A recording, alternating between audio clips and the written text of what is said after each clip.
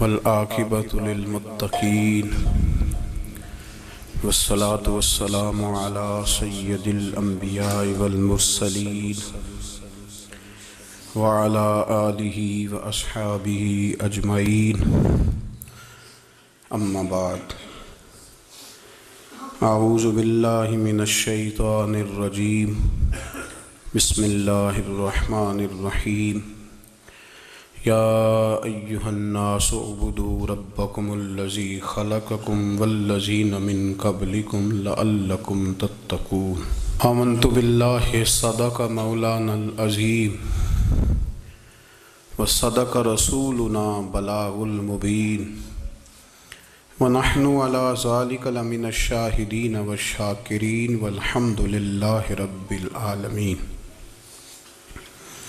قال اللہ تبارک و تعالی فی شان حبیبہ مخبرا وامرا، ان اللہ وملائکتہ یصلون علی النبی یا ایہا الذین آمنوا صلوا علیہ وسلموا تسلیما۔ الصلاۃ والسلام علیک یا سیدی یا رسول اللہ وعلی آلک واصحابک یا سیدی یا حبیب اللہ۔ الصلاۃ والسلام علیک یا سیدی یا نبی اللہ وعلی آلک واصحابک یا سیدی یا نور اللہ۔ اللہم صلی علی سیدنا و مولانا محمد معدن الجود والکرم وآلہ وصحبہ وعطرتہ وبارک وسلم۔ تمام تعریفیں، حمد اور ثنا اللہ تبارک و تعالیٰ کے لیے۔ درود و سلام نبی اکرم نور مجسم شفیع معظم احمد مجتبیٰ جناب حضرت سیدنا محمد مصطفیٰ صلی اللہ تعالی علیہ وسلم کی ذات والا صفات کے لیے حمد و صلات کے بعد، دوستو، بزرگوں اور بھائیوں، قرآن مجید فرقان حمید میں اللہ تبارک و تعالیٰ نے فرمایا ہے، اپنے بندوں کو اپنی عبادت کی طرف توجہ دلائیے، اپنے بندوں کے دلوں میں عبادت کا شوق، ذوق اور نظریہ پیدا فرمایا۔ فرمایا یا ایھا الناس اعبدوا ربکم الذی خلقکم، اے ایمان والو، اے لوگو، اپنے اس رب کی عبادت کرو جس نے تمہیں پیدا کیا ہے، والذین من قبلکم، اور ان لوگوں کو بھی پیدا کیا ہے جو تم سے پہلے تھے۔ تمہیں عبادت کا نفع یہ ملے گا لعلکم تتقون، کہ تم پرہیزگار ہو جاؤ گے۔ عبادت اس لیے کرو کہ اللہ نے تمہیں پیدا کیا ہے، اور اس لیے کہ تم سے پہلے لوگوں کو بھی اللہ نے پیدا کیا ہے۔ اور پھر ارشاد فرمایا کہ الذی جعل لکم الارض فراشا، وہی رب ہے جس نے تمہارے لیے زمین کو فرش بنایا ہے، والسماء بناء، اور آسمان کو چھت بنایا ہے، وانزل من السماء ماء فاخرج به من الثمرات رزقا لکم۔ زمین کو فرش بنایا، آسمان کو چھت بنایا، پھر آسمان سے پانی برسایا جس کے ذریعے پھل نکالے، اور وہ بھی کسی اور کے لیے نہیں، رزقا لکم، تمہارے رزق کے لیے، وہ بھی تمہارے رزق کے لیے۔ یہ ساری نعمتیں تمہیں دی ہیں، اب فلا تجعلوا للہ اندادا، اب تم اللہ کے ساتھ کسی کو شریک نہ بناؤ، وانتم تعلمون، اور تم جانتے بھی ہو، تمہیں خبر بھی، تمہیں پتہ ہے کہ عبادت اللہ کی کرنی چاہیے، تمہیں پتہ ہے کہ نماز پڑھنی چاہیے، تم جانتے ہو کہ نوافل ادا کرنی چاہیے، تمہیں پتہ ہے کہ سجدے آنکھیں بند کر کے جھوٹ کی زندگی جی کے، اپنے ساتھ بددیانتی کر کے، دھوکہ دے کے، اپنے آپ کو دائیں بائیں، اپنے آپ کو کہیں مصروف رکھ کے کچھ وقت ضائع تو کر لیتے ہو، پر تمہیں پتہ تو ہے نا کہ عبادت اللہ کی کرنی، تمہیں اس کی خبر ہے۔ فرمایا اس رب کی، دیکھیں نا، انسان پر اگر کوئی شخص نیکی کر دیتا ہے، احسان کر دیتا ہے، تو انسان اس کے سامنے پھر گردن نہیں اٹھا سکتا، یار یہ میرے مشکل وقت کا دوست ہے، اس نے میرے ساتھ نیکی کی ہے، کبھی بھی گردن نہیں اٹھائے گا، جھکا کے رکھے گا۔ تو اگر عام کوئی نیکی کر دے تو اس کے سامنے انسان کبھی گردن نہیں اٹھاتا، تو جو رب ساری نعمتیں عطا فرمائے، جو کہے کہ تیری تخلیق میں نے کی، تجھ سے پہلوں کو بھی پیدا میں نے کیا، تیرے لیے زمین کا بچھونا بھی میں نے بچھایا، آسمان کی چھت بھی میں نے لگائی، تیرے لیے زمین سے ساری اناج کو، پھل کو، کھیتیوں کو نکالا بھی تیرے لیے، اب تو اس طرح کر کہ تو میری عبادت کر، تو میری بارگاہ میں جھک جا۔ بہت سارے نشے لوگوں کو لگے ہوئے ہوتے ہیں، ہر آدمی کوئی نہ کوئی نشہ کرتا ہے، کوئی دولت کا کرتا ہے، کوئی شہرت کا کرتا ہے، کوئی اپنی تعریف کا نشہ کرتا ہے، دو چار لوگوں سے تعریف سن کے مطمئن ہو جاتا ہے۔ ناراض تو نہیں ہو گیا اس جملے سے؟ آپ کرتے ہیں لوگ دولت کا نشہ بھی، یہ جب نقصان ہوتا ہے تو بندے بیمار نہیں ہو جاتے؟ پیسے ڈوب جاتے ہیں تو لوگ بیمار نہیں ہو جاتے؟ تو اس کا مطلب یہ ہوتا ہے کہ نشہ ٹوٹ گیا ہے۔ اب بہک ہوئے ہیں نا تھوڑے سے تو کانپتے ہیں، تڑپتے ہیں، پریشان۔ نشہ ہی اسی طرح ہی کرتا ہے نا، نہیں ملتا تو پریشان ہوتا ہے۔ یہ سارے نشے ہیں، مختلف قسم کا نشہ۔ اب مانتے نہیں اس بات کو، تسلیم نہیں کرتے، کیونکہ تسلیم کرنا بڑا مشکل کام ہے۔ اس کے لیے تو بڑی ساری چیزیں جو ہیں وہ دبوچ کے اور بڑی سارے رستے پھلانگ کے آنا پڑتا ہے، تو بڑا مشکل ہے ماننا، ورنہ کرتے ہیں ہم، ہمارا مزاج ہے۔ یہ گھومنے پھرنے کا، دنیا دیکھنے کا بھی ایک نشہ ہے، یہ بہت ساری باتیں کرنے کا بھی ایک نشہ ہے، گپ شپ کا بھی ایک نشہ ہے۔ دو چار لوگوں کی جب تک پگڑیاں نہ کھول لیں، بعض لوگوں کو نیند نہیں آتی۔ یہ غیبت کا، چغلی کا، بددیانتی کا، یہ بھی ایک نشہ ہے۔ اس پر ملا رومی رحمۃ اللہ نے بڑا کلام لکھا ہے، وہ کہتے ہیں مانگ کے کھانے کا بھی نشہ ہے، مانگ کے کھانے کا بھی نشہ ہے۔ وہ کہتے ہیں کہ ایک بھیک مانگنے والی خاتون تھی، تو بادشاہ کے پاس بھیک مانگنے آئی، تو بادشاہ کو پسند آ گئی، اس نے شادی کر لی۔ اب اس کو عادت تھی بھیک مانگ کے کھانے کی، تو وہ کنیزوں سے کہا کرتی تھی کہ فٹافٹ نہ روٹی لے کے آیا کرو، میں 2-3 دفعہ مانگوں تو پھر لایا کرو، چونکہ ایک نشہ ہے نا، تو میں مانگوں 2-4 دفعہ تو پھر۔ تو انسان بہت سارے نشے کرتا ہے، یہ مانتا نہیں۔ یہ موبائل، یہ فیس بک، یہ سارے نشے ہی ہیں۔ اپنی فوٹو لگا لینا، سارا دن اسی کو دیکھتے رہنا۔ اور بڑے بڑے سیانے بندے جو وزادار ہیں، بڑے وزادار لوگ ہیں، لیکن وہ بھی سنجیدگی کے قائل نہیں، اس طرح کے نشوں کا شکار ہیں۔ یہ سارے نشے ہیں جو ہم نے پال لیے۔ ہمارے صوفیاء، ہمارے بزرگ فرماتے ہیں کہ تم اس طرح کرو، اگر سارے نشوں سے بچنا چاہتے ہو تو سجدے کا نشہ شروع کرو، سجدے کا نشہ شروع کرو۔ یہ نا اقبال کہتے ہیں، عطار ہو، رومی ہو، رازی، آپ بات کو سمجھیں، عطار ہو، رومی ہو، رازی ہو، غزالی ہو، کچھ ہاتھ نہیں آتا بے آہ سحر گاہی۔ کہتے ہیں بہت بڑا صوفی ہو جیسے فرید الدین عطار تھے، بہت بڑا تصوف کا امام ہو جیسے امام غزالی تھے، بہت بڑا تفسیر کا استاد ہو جیسے امام رازی ہو، عطار ہو، رومی ہو، رازی ہو، غزالی ہو، پر کچھ ہاتھ نہیں آتا بے آہ سحر گاہی۔ اگر سویرے اٹھ کے روتا نہیں نا اللہ کی بارگاہ میں، اگر تہجد نہیں نہ پڑھتا، تو کچھ ہاتھ نہیں آتا بے آہ سحر گاہی۔ پھر اس کو کوئی چیز نصیب، میری بات کی سمجھ آ رہی ہے آپ حضرات؟ جب تک آپ سویرے نہیں اٹھتے، آپ اللہ اللہ نہیں کرتے، آپ کو نوافل کا چسکا نہیں، عبادت کا مزہ نہیں، فرمایا میری عبادت کرو، یہ شوق پیدا کرو، میں نے تمہیں پیدا کیا ہے۔ ہم لوگوں کے نشے ہیں، مختلف نشے ہیں، بڑا عجیب رنگ ہے۔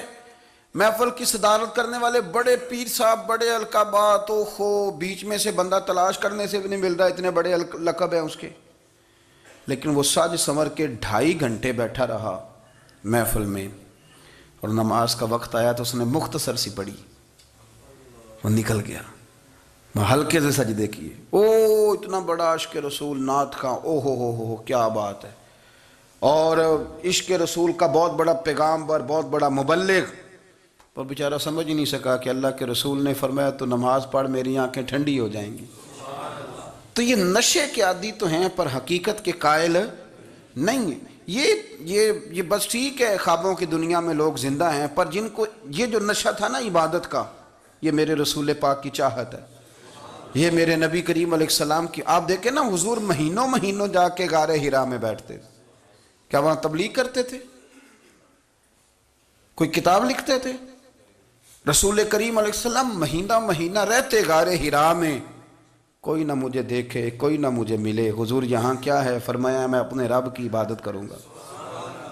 نبی کریم علیہ السلام نے سجدوں کے ساتھ پتھروں اور پہاڑوں کو آباد کر دیا، سجدوں کے ساتھ. آپ کا سجدہ آپ کو بہت ساری چیزوں سے چھڑا لیتا ہے، یہ بہت ساری جگہوں سے جھکنے سے بچا لیتا ہے. صوفیاء اولیاء یہ کیا کرتے تھے؟ یہ سجدے کا ذوق ہی تو پیدا کرتے تھے. سجدے کا ذوق. شاہ عبدالعزیز دباغ رحمۃ اللہ تعالی علیہ اپنے مریدوں سے فرمایا کرتے تھے کہ اگر تم پکے نمازی بن جاؤ نا، تہجد گزار ہو جاؤ، تو میرے پاس آنا جانا چھوڑ دینا. عرض کی حضور کیوں؟ فرمایا میں تمہارے اور رب رسول کے راستے میں رکاوٹ نہیں بننا چاہتا. اب میرا مقصود ہے تمہیں وہاں تک پہنچانا. جب پہنچ گئے تو پھر میری ضرورت ختم ہو گئی. ہاں کبھی وسوس آئے، شک پیدا ہو، تکلیف ہو تو آنا، ورنہ میں نہیں چاہتا کہ میں رکاوٹ بنا رہوں. تم اللہ اللہ کرو، اس مالک کو راضی کرو. میرے رسول پاک علیہ وسلم نے فرمایا بندہ اللہ کے سب سے قریب اس وقت ہوتا ہے جب وہ سجدے کی حالت میں ہوتا ہے. کس کے قریب ہوتا ہے؟ اللہ کے سب سے قریب ہوتا ہے. وہ بڑا نیڑے ہے رب کے، بڑا قریب ہے، اس لیے کہ وہ حالت سجدہ میں. وہ جب سجدے کرتا ہے نا، اس کی بارگاہ میں جب جھک جاتا ہے. آپ ذرا سجدے کی کیفیت دیکھیں نا. زبان بھی یہاں ہے، آنکھ بھی یہاں ہے، کان بھی، عقل بھی ساری، اس نے سارا کچھ رکھ دیا سجدے میں. آپ وہ کبھی پیچھے جائیں تو دیہاتوں میں کہا جاتا تھا ناک سے نکیریں نکالو. بہت بڑی سزا ہوتی تھی نا، ناک سے نکیریں نکالو، بڑی سزا ہوتی تھی. تو اس نے کہا مالک مجھے کسی نے کہا نہیں، پر دیکھنا میں نے رکھ دی ساری عقل سجدے میں، اور رکھ کے کہا کیا؟ سبحان ربی یا اللہ، اللہ میں پست ہوں تو اعلیٰ ہے، اللہ تو میرا رب ہے اور تو سب سے اعلیٰ. اتنا. اور فرمایا جب یہ اس کیفیت میں ہوتا ہے تو پھر یہ اپنے رب کے قریب ہوتا ہے. کثرت عبادت، نوافل. ہمارے ہاں عمرے کی قرآن اندازی محفلوں پہ ہونے لگ گئی ہے، حالانکہ حدیث سے ثابت نہیں. میں دوستوں سے کہتا ہوں جائز ہے، کرنی چاہیے. عمرے کی قرآن اندازی جائز ہے، پر کسی حدیث میں نہیں آئی کہ قرآن اندازی کرو عمرہ کرو. حدیث میں قرآن اندازی یہ آئی ہے کہ نبی پاک علیہ السلام نے فرمایا تمہیں پتہ چل جائے نا پہلی صف کا ثواب کتنا ہے، تم قرآن اندازی کرو. عمرے کی قرآن اندازی کا تو پوسٹر چھپتا ہے، تو یہ والی قرآن اندازی کب ہونی ہے؟ ہونی چاہیے کہ نہیں؟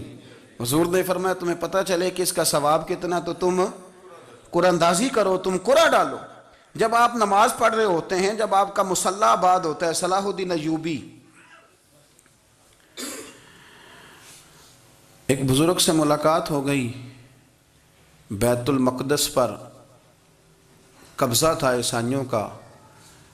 تو صلاح الدین بڑے پریشان تھے. بابا جی کہنے لگے پتر کیا ہوا؟ کہنے لگے حضور پتہ چلا ہے دشمن کے 2 بحری بیڑے اسلحہ لے کے آ رہے ہیں. مسلمان پہلے ہی کمزور ہیں، اور اب اگر 2 بحری بیڑے اور آ گئے تو حضور مسئلہ بن جائے گا. تو میں پریشان ہوں کہ کس طرح یہ کم مسئلے والی ہماری فوج ہے کیسے مقابلہ کرے گی. تو بابا جی کہنے لگے پتر اس طرح کرنا، آج رات تو بھی دعا کرنا اور میں بھی کروں گا. تو بھی دعا کرنا، آپ ناراض نہ ہونا. ہم تو پیروں والے ہیں، ہم تو پیروں کے نوکر غلام ہیں، ہمارا تو گزارا ہی نہیں، ہمیں تو ملتا ہے سارا کچھ وہاں سے. پر میرا سوال یہ ہے کہ تعویذ لینے جاتے ہو نفل کیوں نہیں پڑھتے؟ رات اللہ اللہ کیوں نہیں کرتے؟ یہ بھی تو ہمارے بزرگوں کا ہی طریقہ ہے، انہوں نے تو ہمیں سکھایا ہے. صلاح الدین ایوبی سے بزرگوں نے کہا کہ رات آج نا اللہ اللہ کرنا، تو میں تیرے لیے دعا کروں گا، تو بھی دعا کرنا. تو بندہ جب دکھی ہوتا ہے تو سجدہ کرتا ہے، تو پھر ہی تو مصلی بھیگ جاتا ہے، پھر ہی تو مزہ آتا ہے. سکھی بندہ تو کعبے جا کے نہیں روتا. دکھی تھے، تکلیف تھی، تو سر رکھا سجدے میں تو تڑپ گئے.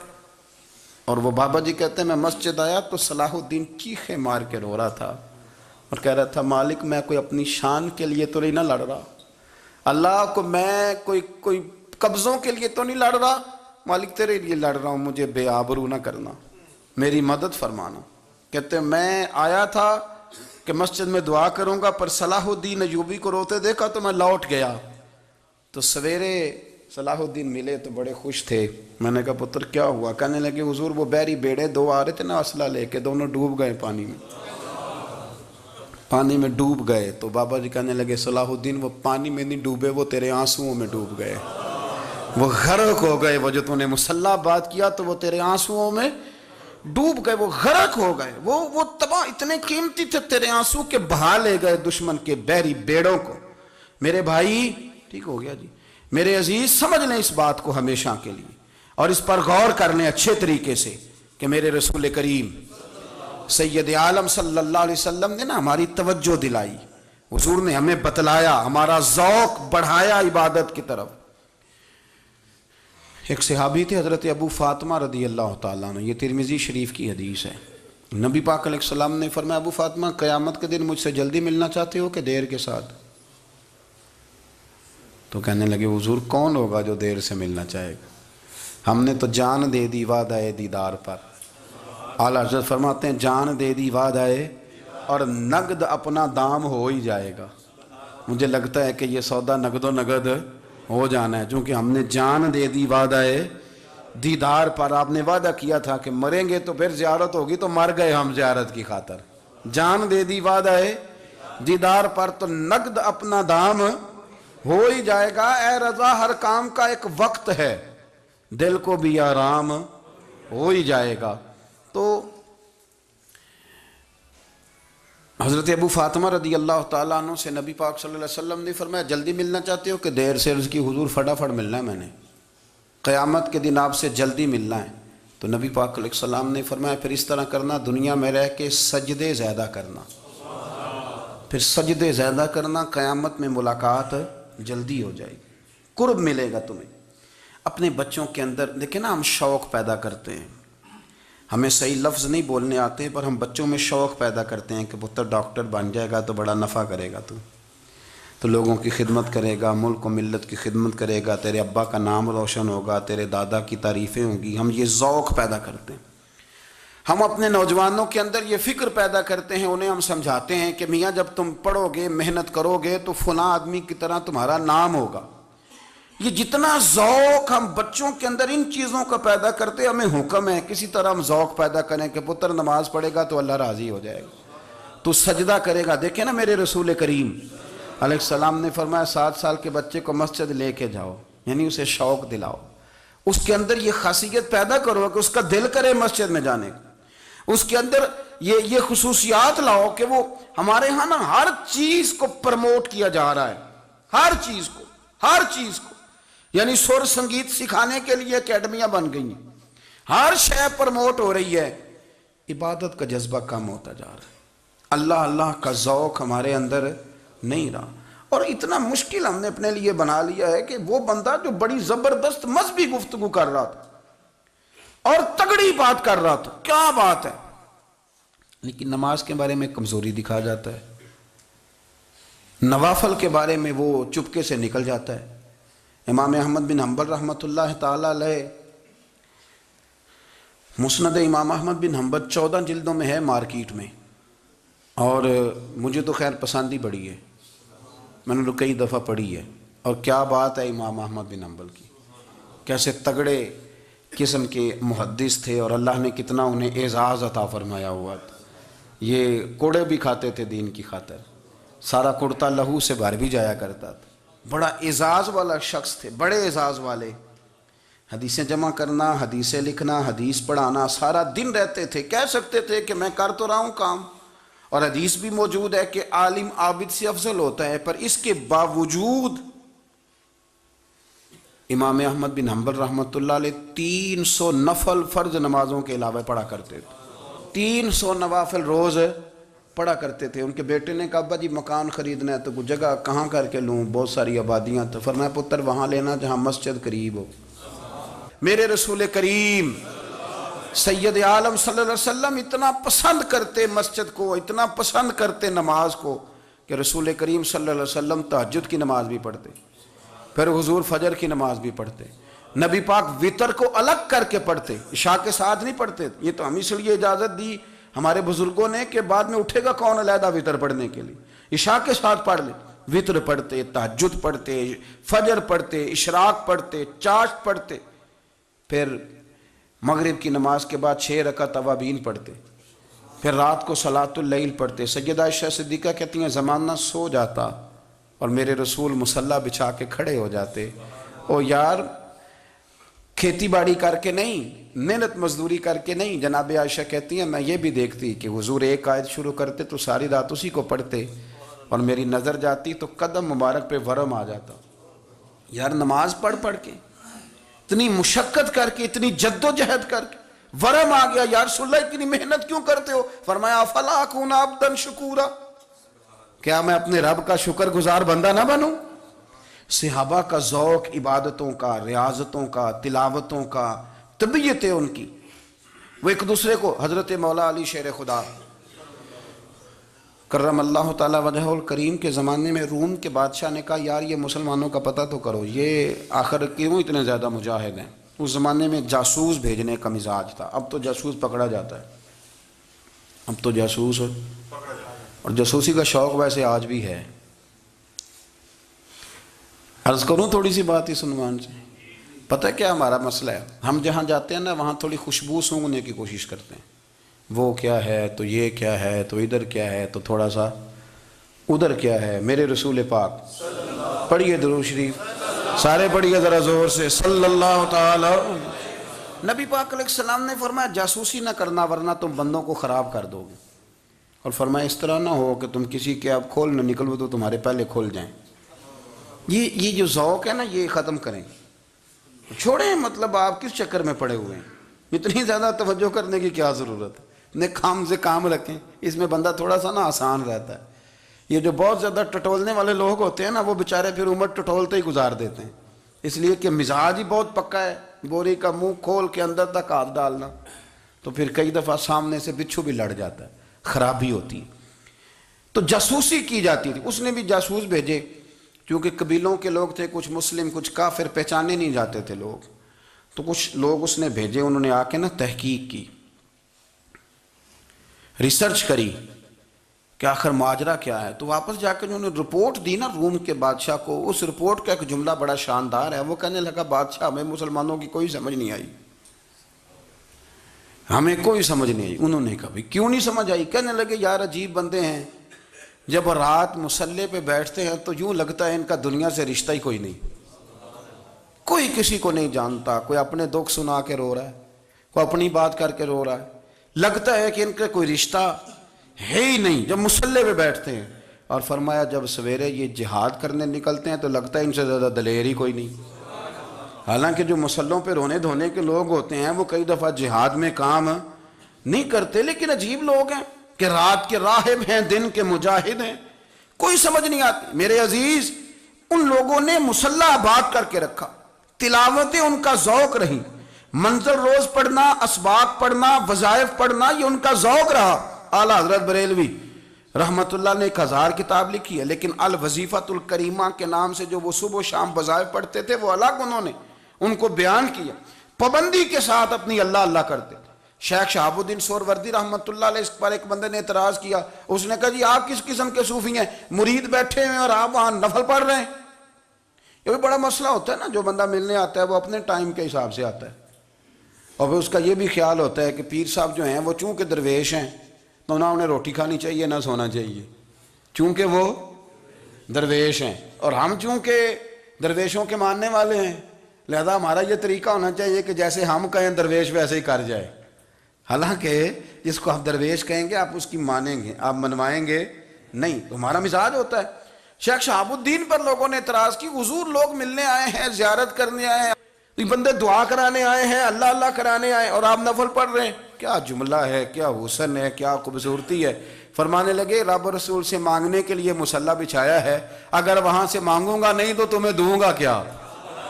پہلے مجھے کچھ لے تو لینے دو، اگر میرے پلے کچھ ہے ہوگی تو آگے دوں گا نا، تو میں مانگنے گیا تھا کہ یا اللہ دے تیرے بندے لینے آئے ہیں، دے تو میں کچھ لوں گا تو آگے دوں گا نا، لیکن ہمارا یہ سٹیٹس، یہ مزاج، یہ شعور نہیں ہے۔ گپیں، کہانیاں، داستانیں، گفتگو، خطابت، واز، کیا بات، لیکن اگر کچھ کرنے کا کام ہو تو وہ نہیں ہم سے ہوتا۔ میرے نبی کریم علیہ الصلوۃ والسلام نے مصلی سے دل لگانے کا درس دیا، حضور نے توجہ دلائی، صحابہ اس ذوق کے حامل لوگ تھے، وہ کوشش کرتے تھے۔ جناب صدیق اکبر رضی اللہ تعالیٰ عنہ کا عبادت کا مزاج ہمیشہ قائم رہا۔ حضرت عمر فاروق ساری رات اللہ کے حضور کھڑے رہے۔ حضرت عثمان غنی رضی اللہ تعالیٰ عنہ عشاء کی نماز پڑھ کے 2 رکعتوں کی نیت باندھتے تھے، 15 سپارے پہلی رکعت میں پڑھ دیتے تھے اور 15 سپارے قرآن مجید کے دوسری رکعت میں پڑھ دیتے تھے۔ آپ نے نا حضرت عمر فاروق کے وصال کے بعد ان کی ایک بیوہ سے نکاح کیا، حضرت عثمان غنی نے نکاح کیا۔ وہ خاتون آپ کے نکاح میں آئیں تو عرض کرنے لگی، امیر المومنین میرے لیے اعزاز تو بہت ہے کہ میں امیر المومنین کی بیوہ تھی تو امیر المومنین کی منکوحہ ہو گئی ہوں، لیکن حضور نہ تو میں جوان ہوں کہ میرے اندر رغبت ہوتی اور نہ میں اب اس قابل ہوں کہ کوئی خدمت کر سکوں، میرے ساتھ نکاح کی وجہ کیا بنی؟ تو عثمان غنی رو پڑے، فرمانے لگے میں نے عمر فاروق کو مسجد میں اپنے رب سے ڈرتے ہوئے دیکھا ہے، میں نے اسے روتے ہوئے دیکھا ہے، عدل کرتے دیکھا ہے، انصاف کرتے دیکھا ہے، امت کی خیر خواہی کرتے دیکھا۔ تمہارے ساتھ نکاح اس لیے کیا ہے کہ تم مجھے یہ بتاؤ کہ عمر فاروق گھر کے اندر اپنے رب کو کیسے راضی کرتے تھے، گھر کے اندر کیسے راضی کرتے تھے، وہ طریقے بتلاؤ، تم بتاتی جانا اور میں بھی اسی طرح گھر میں عبادت کروں۔ میرے رسول کریم علیہ الصلوۃ والسلام نے ارشاد فرمایا، حضور فرمانے لگے جس گھر میں اللہ کا ذکر ہوتا ہے وہ گھر زندوں کا ہے، اور جس گھر میں رب کریم کا ذکر نہیں ہوتا وہ گھر زندوں کا نہیں ہے۔ گھر نا ہم نا کتابوں میں پڑھتے ہیں کہ ایک بزرگ کہتے ہیں، حضرت فضیل بن عیاض کہتے ہیں کہ میں ایک گلی سے گزر رہا تھا تو گھر کے اندر کسی قاری صاحب نے قرآن کی آیت پڑھ دی، وَلِمَنْ خَافَ مَقَامَ رَبِّهِ جَنَّتَانِ، میں میرے کانوں سے ٹکرائی تو اللہ نے میری کایا ہی پلٹ دی، میں توبہ کر گیا۔ اب گھر کے اندر سے آواز آئے تو صحیح نہ تلاوت کی، پر اندر سے آواز آتی نہیں، یا ڈیک بجنے کی آواز آتی ہے، یا ٹی وی چلنے کی آواز آتی ہے، یا دھوم مچانے کی آواز آتی ہے۔ عبادت کا وہ جو خاص شوق تھا، وہ جو حسن تھا، وہ جو توانائی تھی، وہ جو بات تھی۔ ایک جگہ پہ ہم بیٹھے تھے تو وہاں ایک صاحب آئے اور انہوں نے آتے ہی کہا کہ مہربانی کریں ذرا مجھے مصلی دے دیں، میرے نہ کچھ نفل رہ گئے۔ تو میں نے وضو کر لیا تو کوئی مصلی مل جائے، مصلی انہیں دے دیا گیا، وہ مصلی لے کے چلے گئے تو پیچھے ایک صاحب نے تبصرہ کیا، کہنے کتنا ریاکار بندہ ہے، لوگوں کو دکھا رہا ہے کہ میں نفل پڑھتا ہوں، ہے کوئی بات کرنے والی؟ میں نے اسے کہا، میں نے کہا تو مہربانی کرنا اس طرح کی ریاکاری تو بھی کر، پکڑ مصلی اور جا تو بھی تھوڑی ریاکاری کر کے آ، اٹھ ذرا، شکر کر کوئی یہ ریاکار بھی ملا ہے، کوئی نفل پڑھ کے ریاکاری کر رہا ہے۔ اللہ کا میں کہتا ہوں کو پڑھے تو صحیح نہیں، یہ کوئی دور ہے نفل پڑھنے کا؟ اس میں تو لوگوں کا مزاج ہی نہیں، طبیعت ہی نہیں۔ میں نے کہا چل مہربانی کر، یہ لے مصلی اور تو بھی جا تھوڑی سی، یا کر یا ریاکاری کرو تو صحیح نا، مزاج ہی نہیں، ذوق۔ جمعے کی نماز پڑھ کے یوں دنیا بھاگتی ہے، او ہو پتہ نہیں کون سی پیچھے آگ تھی جو بجھائی جائے گی، اور آج تک لوگ مسئلہ پوچھ رہے ہیں کہ جمعے کی بعد والی سنتیں کتنی ہوتی ہیں۔ میں نے کہا کتنے سال ہو گئے جمعہ پڑھتے، کتنے سال ہو گئے، ابھی تک سنتوں کا نہیں پتہ، ابھی تک نے علم کے پہلے کتنی رکھتے ہیں اور بعد میں کتنی رکھتے ہیں۔ فجر کی سنتیں کب پڑھنی چاہیے، سنو فجر کی سنتوں کے بارے میں۔ میرے رسول کریم سید عالم صلی اللہ تعالیٰ علیہ وسلم سے ایک صحابی نے پوچھا تھا، حضور میری فجر کی سنتیں رہ گئیں یا رہ جاتی ہیں تو حکم کیا ہے؟ کیا انداز ہے حضور کا، بخاری مسلم کے لفظ سنو۔ حضور سید عالم صلی اللہ علیہ وسلم فرمانے لگے، اس نے کیا پوچھا تھا، حضور جواب کیا دیتے؟ فرمایا فجر کی سنتیں کبھی نہ چھوڑنا، فجر کی پہلی 2 سنتیں کبھی نہ چھوڑنا۔ یا رسول اللہ صلی اللہ تعالیٰ علیہ وسلم میری رہ گئی ہیں، رہ جاتی ہیں، فرمایا فجر کی 2 سنتیں نہ چھوڑنا، فرمایا فجر کی پہلی 2 سنتیں مجھے دنیا اور دنیا کے اندر جو کچھ ہے وہ سب سے زیادہ پیاری ہے۔ فجر کی 2 سنتیں دنیا اور دنیا میں جو کچھ ہے مجھے وہ سب سے زیادہ پیاری ہیں، اس لیے فجر کی سنتیں نہ چھوڑنا۔ اپنا ذوق، اپنی طبیعت، ہم نے نا ذوق غلط بنا لیا ہے۔ اگر 20 بندے کہہ بھی دیں گے تو نے بڑی شاندار تلاوت کیا تو کیا اس سے بنے گا؟ 100 بندہ کہہ بھی دے تیری کیا بات ہے، کیا بات ہے نعت خاں کی، کیا بات ہے علامہ صاحب کی، پیر صاحب کی، پیر مہر علی شاہ صاحب رحمۃ اللہ علیہ، آپ تشریف فرما تھے تو آپ کے ایک ہی بیٹے بابو جی جن کو کہا جاتا ہے، جس دن صاحبزادے پیدا ہوئے تو خادم نہ وہاں سے نکلا. ان لوگوں کے شوق اور طرح کے تھے نا، تو ان کی توجہ بھی اپنے شوق کی طرف رہتی. تو خادم نکلا اندر سے، پیر صاحب مبارک ہو، پیر صاحب مبارک ہو، پیر صاحب مبارک ہو، پیر صاحب مبارک ہو، شور کر رہے ہیں. تو پیر صاحب کو وجد ہو گیا، اللہ اکبر اللہ اکبر اللہ. او کیا ہوا، کس بات کی مبارک دے رہے ہو؟ عرض کی حضور اللہ نے بیٹا دیا ہے. تو آپ فرمانے لگے اچھا حضور آپ کیا ہوا، آپ تو پریشان ہو گئے. فرمانے لگے جب تو نے 3 دفعہ کہا نا مہر علی کو مبارک ہو، تو میں سمجھا تھا شاید تجھے کسی نے بتا دیا ہے کہ مہر علی سے اللہ راضی ہو گیا.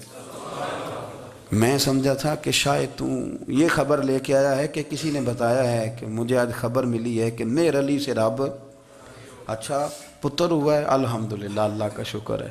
پر میرے لیے مبارک کا دن وہ ہوگا جب میرا رب کہے گا کہ میں مہر علی سے راضی ہوں. میرے محبوب کہیں گے کہ میں مہر علی سے. آپ بات کو سمجھیں. شوق ہی کسی اور طرف تھا، دل ہی کہیں اور لگا ہوا تھا، طبیعت ہی کہیں اور مائل تھی. کوئی وظیفہ پوچھتے تھے تو پڑھتے تھے وہ لوگ، کچھ اللہ اللہ انہیں بتائی جاتی تھی تو کرنے کا ذوق رکھتے تھے، طبیعت تھی، قائل تھے. حضرت ربیع کہتے ہیں میں بڑی دور سے سفر کر کے گیا حضرت اویس کرنی سے ملنے، بڑی دور سے. اور جب میں پہنچا تو فجر کا وقت تھا. تو حضرت اویس کرنی کو میں نے پا لیا. تو وہ نماز پڑھ کے نا قرآن شریف لے کے بیٹھ گئے. فرماتے ہیں اشراق چاشت کا وقت ہوا تو نفلوں کی نیت باندھ لی. محدث ابن الجوزی نے لکھا ہے، فرماتے ہیں پھر جب زوال کا وقت ہوا تو مسجد میں جھاڑو دینے لگ گئے. زور کی نماز پڑھ کے تو عصر کی تیاری تک وہ مسجد میں بیٹھے رہے. اور میرے نبی پاک علیہ السلام نے فرمایا جو نماز کے انتظار میں بیٹھا ہو وہ نماز ہی میں ہے، وہ نماز ہی میں ہے. فرمایا میری دنیا میری امت کی جو رہبانیت ہے نا وہ اتنی ہے کہ نماز کا انتظار کرے. اذان کے بعد نماز کا یہ راہب ہے، یہ اس وقت چھوڑ کے بیٹھے ہیں سارا کچھ. فرماتے ہیں عصر تک انہوں نے اللہ اللہ کی، پھر مغرب تک کی، عشاء کی نماز ہوئی تو نماز پڑھی تو وہ تھک گئے. اب مجھے وہ فارغ ہوں مصلی چھوڑے تو میں ملاقات کروں نا. یہ آپ حیران نہ ہو کہ اتنی دیر بندہ کیسے اللہ اللہ کر. ہم نے کی نہیں نا اس لیے ہم پریشان ہیں. جو عادی ہوتے ہیں وہ کر بھی لیتے ہیں. وہ یہ کام میری بات کی سمجھ آ رہی ہے. جب جاتے ہو کسی دفتر میں تو 8 گھنٹے کھڑے رہ لیتے ہو نا، مجبوری ہوتی ہے تو کھڑے رہا جا سکتا ہے. پاسپورٹ کے دفتر بولیے، امیگریشن کی لائنوں میں، اور میں نے تو امبیسیوں میں بندے 12 گھنٹے پہلے جا کے کھڑے دیکھیں، رہ لیتے ہیں کھڑے. تو اگر ان کاموں کے لیے رہا جاتا ہے تو اللہ رسول کے لیے بھی کھڑے رہا جا سکتا ہے. تو فرمانے لگے کہ جب عشاء کی نماز کے بعد آخر انسان تھے، تھک گئے، نیند کا غلبہ ہوا تو تھوڑی ایسے آنکھ بند ہوئی تو کھلی تو رونے لگے. حضرت ویسے کرنی رو کے کہنے لگے مالک مجھے غافل تو نہ کر، ابھی میں نے کیا بھی کچھ نہیں، دن ختم ہو گیا، کوئی نفل نہیں، کوئی اللہ اللہ نہیں، اللہ مجھے غافل نہ کر، میری مدد فرما. فرماتے ہیں جب وہ روئے تو میرے ساتھ جو شخص تھا میں نے کہا اٹھو چلیں. کہنے لگا حضور ملا نہیں. فرمایا جو میں لینے آیا تھا وہ مجھے مل گیا ہے، جو میں ان سے سیکھنے آیا تھا وہ مجھے نصیب ہو گیا، اب اور میں نے کیا لینا، ختم ہو گئی بات، اٹھو چلیں. اللہ کے بندوں نے حضرت ربیعہ بن کعب اسلمی رضی اللہ تعالیٰ عنہ فرماتے ہیں، کہتے ہیں جب بنو قریظہ اور بنو نذیر یہودیوں کے ساتھ حضور علیہ السلام نے جنگ کا اعلان فرمایا تو وہ دشمن ہو گئے. ہمیں خطرہ تھا کہ وہ رات کو کہیں محبوب کو تکلیف نہ دیں. تو کچھ لوگ نا تلواریں لے کے نبی پاک کے دروازے پہ پہرے داری کرتے تھے. گن مین رکھنا حرام نہیں، اگر کسی کو واقعی خطرہ ہو تو اس کے لیے سنت بھی ہے. حضرت علی المرتضیٰ تلوار لے کے حضور کے گھر کا پہرا دیتے تھے. حضرت ربیعہ بن کعب اسلمی رضی اللہ تعالیٰ عنہ فرماتے ہیں کہ رات میری ڈیوٹی تھی کہ میں حضور کے گھر کا پہرا دوں گا. تو فرماتے ہیں میں باہر سن رہا تھا، ساری رات ہی میرے نبی پاک نے اللہ کی تسبیح پڑھی، ساری رات، کبھی تسبیح، کبھی تحلیل، کبھی تحمید، کبھی تکبیر، ساری رات. فرماتے ہیں ساری رات حضور پڑھتے رہے اور ساری رات ہی میں سنتا رہا. مجھے اونگ آ گئی، میری آنکھ لگ گئی، حضور ابھی پڑھ رہے تھے، میں تھک کے سو گیا. اور فرماتے ہیں جب میری آنکھ دوبارہ سے کھلی تو میرے کانوں میں پھر کوئی چیز گونجی تو میں نے کان لگایا تو میرے حبیب ابھی بھی اللہ کو یاد کر رہے. ساری رات حضور رب کی عبادت کرتے. اسی لیے تو کہا یا ایھا المزمل قم اللیل الا قلیلا. حبیب ساری رات تو نہ جاگا کر، تھوڑا آرام بھی کر لیا کر. میرے بھائی اپنا مصلی، اپنی عبادات، اپنے وظائف اللہ اللہ جو آپ نے کسی سے سیکھی ہے اس کو کبھی کمزور نہ ہونے دیں۔ شجرہ شریف جو کسی بزرگ سے آپ لے لیتے ہیں تو کیا رسم ہے کوئی؟ اس پہ کچھ لکھا ہوتا ہے، وہ پڑھنے کے لیے دیا جاتا ہے، اس پہ لکھا ہوتا ہے کہ جی اللہ اللہ آپ نے کرنی ہے۔ ساری زندگی کسی اسکول میں داخل ہو گئے اور وہاں جا کے آپ نصاب ہی نہ پڑھیں، کتاب ہی نہ کھولیں تو پاس ہو جائیں گے؟ وہ کہتے ہیں میں 20 سال جاتا رہا ملا کچھ نہیں، تو آپ نے لیا کیا ہے؟